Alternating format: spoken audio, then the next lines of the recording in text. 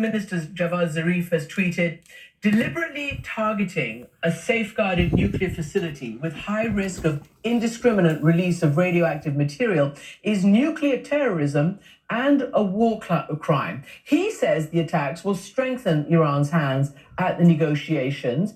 And I want to play this soundbite, what he said today about all of this. I assure you that Natanz will definitely, in the near future, progress with more advanced centrifuges. And if Israel thought they can prevent Iran and the Iranian people from pursuing the lifting of the sanctions, they've played a very bad gamble.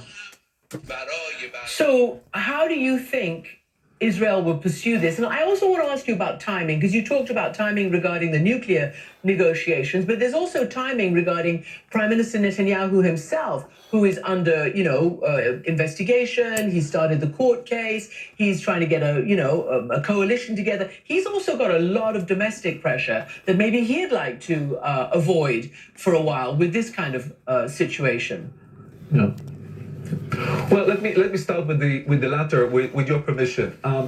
A confrontation with Iran might be very useful for Benjamin Netanyahu, or the other way around. If something is developing to an all-out war, something that will have Israeli casualties, maybe soldiers, maybe commando troops, this will have a very negative effect on the popularity of Mr. Netanyahu.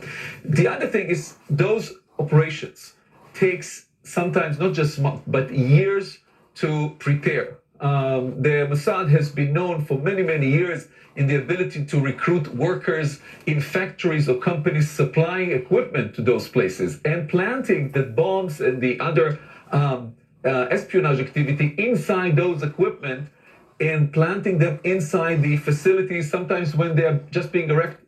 And so the capability, even if Benjamin Netanyahu, of course, he needs to approve all operations, but even if he approves something now, the ability to conduct something from a week term or even a month term, that's I think the chances are quite slim. On what is happening, what Israel will accept or not, let me just quote the current chief of the Mossad, Joseph Cohen, who said in some of the meetings that he had with some of colleagues and some foreign colleagues, some directors of intelligence services, said, I did not sign the JCPOA. The only contract, the only obligation I have is for the state of Israel, the people of Israel, and the Jewish people. And my contract with them is to make sure that Iran, that according to Cohen, has an ongoing military nuclear project to prevent Iran from getting a nuclear bomb. And I think this is a very strong statement. And as far as I know, this is the Israeli policy. True or not, justified or not, this is the Israeli policy. And I think Israel, even if a new JCPOA is signed, Israel will continue its secret war that is not going to happen. It's happening now. It's secret war against Iran to make sure Iran nuclear project will end up going nowhere. And you've broken so many of those stories, Ronan Bergman. We're very happy to have you back. We will continue to tap your insights and your resources and your knowledge. Now, despite what the Israeli government might think, a new report the U.S. intelligence community has put out says that it does not believe Iran is taking any steps to build a nuclear weapon, but that it has breached some commitments in response to Donald Trump pulling out of the nuclear deal back in 2018. So how will President Biden deal with this challenge and head off another U.S. war in the Middle East? Joining us is the Democratic Senator Chris Coons. He's a close confidant of the president, and he is the president's unofficial envoy to the Senate on foreign affairs. So welcome to the program. Welcome back again. Boy, you have your work cut out for you if you believe the very, very well plugged in and highly informed Ronan Bergman and what the Israelis are saying. I mean, they don't want to see your president take the route that he wants to take, diplomacy in order to reduce tensions with Iran around a nuclear program. What are you going to do about it? What is he going to do about it? Well, Christian, I expect the Biden administration, President Biden and his senior diplomats to continue working at the table in Vienna and with our allies and partners around the world and in the region to keep trying to achieve a diplomatic breakthrough with Iran. I am clear-eyed about how difficult that will be. I am asking for and am expecting that we will get a classified briefing on recent developments in Iran, what happened at Natanz, what's happening at the negotiating table in Vienna. But I think it is gravely concerning that Iran's announced they intend to now increase their enrichment rate to 60%, taking them much closer to weapons grade. This is a standoff that has to be resolved. I hope and pray that it will be resolved peaceably, that we will find a path towards a longer and stronger deal that addresses the ballistic missile program, the support for regional proxies and for terrorism that has long marked Iran's regional actions. But frankly, we're in a very tough situation, as the interview you just concluded suggests. So you're worried clearly about those issues you raised about Iran. Are you worried about your main ally in the region, Israel, using military force, whether it's in the Gulf with that tit-for-tat attacks on each other's shipping, or whether it's using an operative to go in and blow a hole in a nuclear plant? Are you worried about that? And did you have any advanced knowledge about it? Did the United States know what Israel was going to do before it did it? Christian, I had absolutely no sense or information that there was an upcoming incident at Natanz. But I think the Israeli government has been very clear for a long time that they will oppose and take action to prevent Iran developing a nuclear weapon. The United States has also held that policy for some time. It has broad bipartisan support here in Congress that we will take the actions we need to take, but we hope those will be diplomatic actions to prevent Iran from achieving a deliverable nuclear weapon. These recent developments make that more difficult, less certain, and I think it'll call for some closer conversations and cooperation with our vital ally, Israel. Israel has long tried, particularly Prime Minister Benjamin Netanyahu, who's been in office for more than a decade now, has long tried to suck the United States into some kind of military offensive against Iran. And it's been denied by U.S. presidents from George W. Bush on to now. Are you concerned, as I posed, by accident or by design, the United States could be pulled into another war in the Middle East between Israel and Iran? Christian, I am concerned that we might be drawn into any regional conflict just because I have heard from so many Delawareans so many times that they are tired of the decades-long wars that we've been engaged in Afghanistan, in Iraq, more recently in Syria. And I think we have to look very carefully at how we balance our national security interests, our values and priorities, and the path forward in the region. I've recently had conversations with senior leaders in some of the Gulf states, and I think the Abraham Accords were a significant and positive step forward, as there are now a number of Arab states that are recognizing Israel and normalizing relations with Israel. That hadn't been even a prospect a few years ago. So I do think there is an opportunity here that the Biden administration can and will seize, that folks here in the Senate can and will take advantage of, for us to make some positive progress in trying to resolve some of these long-standing and difficult conflicts. I think the appetite of the average Delawarean, the average American, for new troop deployments, for a new conflict in the region are very low, and a conflict against Iran would be even more challenging and even more costly than the wars in Iraq and Afghanistan. Well, you bring me, of course, to Afghanistan. The news is that the president plans to remove U.S. troops by the 20th anniversary of 9/11. That would be this year, September 11th. He's going to lay it out, apparently, tomorrow. Do you believe that that's in the United States' best interest to remove U.S. troops? And most importantly, do you believe the conditions have been met in Afghanistan to take this step?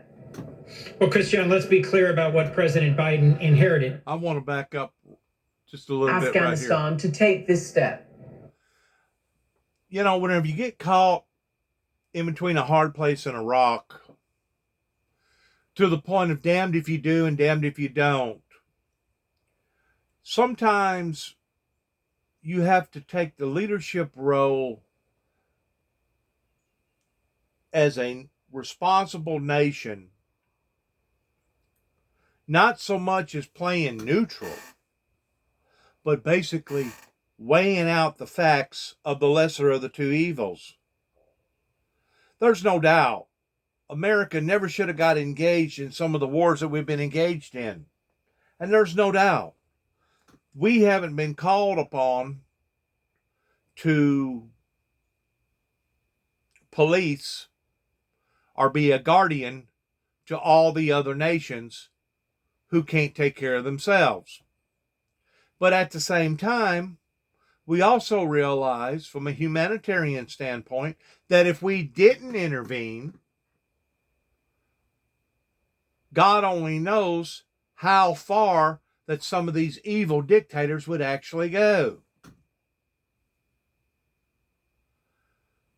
To lay out all your cards on the table and to say, okay, we're going to monitor everything that Iran does as long as they allow for us to come in and monitor them.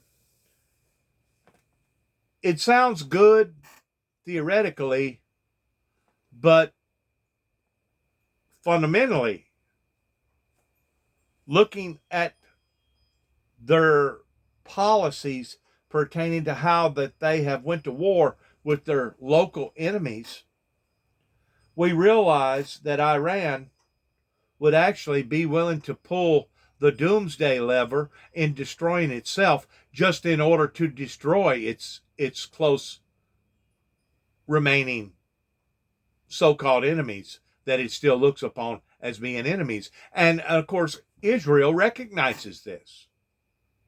That's the reason why that Israel is so concerned about Iran ever reaching the level of having nuclear bomb capacity. Is because they know what their policies are. And they know that looking at it from a doomsday perspective, kind of like a doomsday suicide bomb operator, that, hey, so what? You sacrifice one. You've eliminated 300 and injured another 500. So whenever you look at the numbers game, according to Iran's policies, they'll sacrifice the one so that they can get to the majority. And other countries know this too as well. These are the rules of engagement that they have been playing with for years and years and years. And I'm talking about going all the way back to the original Persian Empire type tactics. Going all the way back, even before Jesus come into the world. We understand that it's either do or die in their eyes. But the thing about it is, what they stand for is evil. They don't stand for good. Any religion that teaches you that it's okay to commit violence towards trying to gain converts by cutting off their heads or destroying them with a suicide bomber, any religion that teaches that is not a religion. It is a devilish occult. And that's exactly what they practice over there. It is a devilish occult. And because of it, they are considered a super, super high risk. Well, Christian, let's be clear about what President Biden inherited. His predecessor had very abruptly decided to withdraw all of our forces from Syria, even though we were in the middle of combat operations with close and trusted NATO allies. They only found out about it on Twitter, and this was the result of a call with the President Erdogan of Turkey. President Trump also made, I think, a relatively abrupt decision to commit to a full withdrawal of American troops by May 1 from Afghanistan. That's a decision that President Biden has very carefully weighed. He's consulted closely with allies. He has had meeting after meeting with senior military and intelligence advisors and has only come to this decision after really weighing all the factors. My first trip overseas as a senator, Christian, 10 years ago was to Pakistan and Afghanistan. And even then, when we'd been at war in Afghanistan 10 years, it did not seem clear to me that we had a path towards a successful resolution on our terms of all the conditions and actions we were engaged in. After spending not million, not billion, but $6 trillion on an endless war that to this day we still did not get the bang for our buck. In addition to all the lives that got mangled, all the arms and the legs that got mangled, all the people who sacrificed their very own life for this war. We had succeeded in knocking down Al Qaeda and in helping establish a democratic and elected government in Afghanistan. And 10 years later, the costs that we've invested in Afghanistan lead me to believe that President Biden has made the most responsible decision given the situation that he had inherited. The withdrawal by September 1 will happen in close coordination with our allies, with good planning, and in a safe and responsible manner. You said September 1. Do you mean September 11th? Or are you telling me something I meant new? by early September. Okay, all right. I guess my question to you, though, is, are you prepared? Because U.S. intelligence, again, and also other government officials who deal with Afghanistan and have done over the years, do not believe that the U.S.-backed government there can sustain itself in the absence of troops, and that the advances that the Taliban are making and the complete disregard of the American demands for a peace accord could put the Taliban back in charge. In other words, the very thing you went into Afghanistan 20 years ago to eliminate may happen right now again, right after the 20th anniversary. In other words, it's backfiring. The very interest that we put interest in towards trying to achieve, now it's backfiring. That's what she's saying. And the thing about it is, it's not just the Taliban. It's not just the jihad. There's something like 60 different known terrorist type organizations over there that they're all struggling towards wanting to be the king of the mountain, that are willing to do just about anything, including Iran, of maintaining that status. That's the reason why this is considered a hot zone. That's the reason why this is a super red light district, pertaining to it being dangerous, the most dangerous spot in the world. Unstable, don't know who to trust, burning both ends at the end, both ends of the candle at the same time. It's just an atmosphere of uncertainty. It's a very, very lethal atmosphere. Once more, whenever you're caught in between the two, damned if you do, damned if you don't, between a hard place and a rock, what do? You have to weigh it out. Which is the lesser of the two evils? Which is the best interest to go, not just for the United States, but for the world? 9/11. Christian, to be clear, I was not here in the Senate at the time, but my strong impression was the very thing we went into Afghanistan to prevent was Al Qaeda having a base of operations. A decades-long war to build a successful, independent, democratic republic and to help ensure their security is an effort that I have concluded would have no reasonable end in the next 5 to 10 years. So for those who say we should stay for another year or another two, they have to look clearly at just how much we have invested over the last 20 years and just how much the world has changed in those 20 years. The several $1 trillion that we poured into the conflicts in Afghanistan and Iraq, our now competitor China has instead poured into rebuilding and modernizing their armed forces, into being our peer competitor in manufacturing and innovation. We face an aggressive Russia and an aggressive Iran and an ascendant China. We're in a different place in the world than we were 20 years ago. And I respect President Biden and trust that he weighed all of these things carefully in making what I'm sure was a very hard decision about this timing, to make a decision to responsibly withdraw in consultation with our allies. Once more, things would have been handled differently in 1988, going back 30-something years ago. I truly believe that the healing of the nations would have already occurred, and that we, as a nation here in the United States, would be reaping the fruits thereof. But because it was not handled properly and it didn't get properly presented to the world, now instead of us reaping the fruits, we're actually reaping the problems. We're actually reaping the consequences on account of all this. And of course, if you add Corona on top of it, and if you add a president that basically hyped up its own people and brainwashing a great deal of them that the election had been stolen, whenever you take that all under consideration of what Donald J. Trump done in leaving office with the insurrection on January the 6th, and now as recently of today, of them burying a Capitol United States policeman, as well as the rioting that's going on where George Floyd was illegitimately, his life was taken.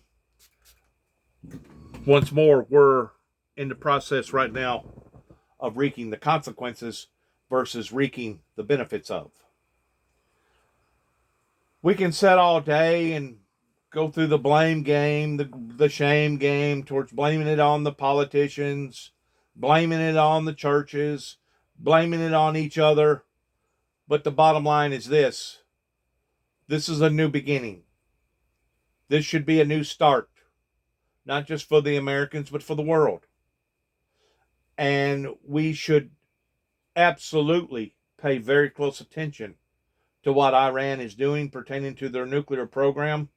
We should absolutely be concerned with all the other problems that the Middle East has caused the world just within those past 25 or 30 years.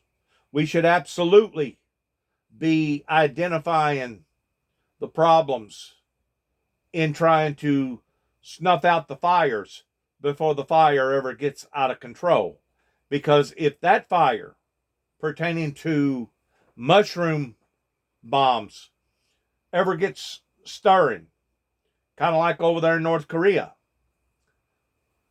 if that fire ever unleashes itself to the world, that's one fire that the whole world is going to regret that it ever started, because it's a possibility that that's one fire that may not can be put out. Not that easily anyways. Good luck to all of us as we end each and every message coming from the Windmill Ministries here at 291 Thompson Road, Sharon, Tennessee, zip code 38255. Good luck to each and every one of us as we go through the struggles and the various temptations that we all have to go through. And God bless you, and God bless America, and God bless those for listening to our program. Shalom.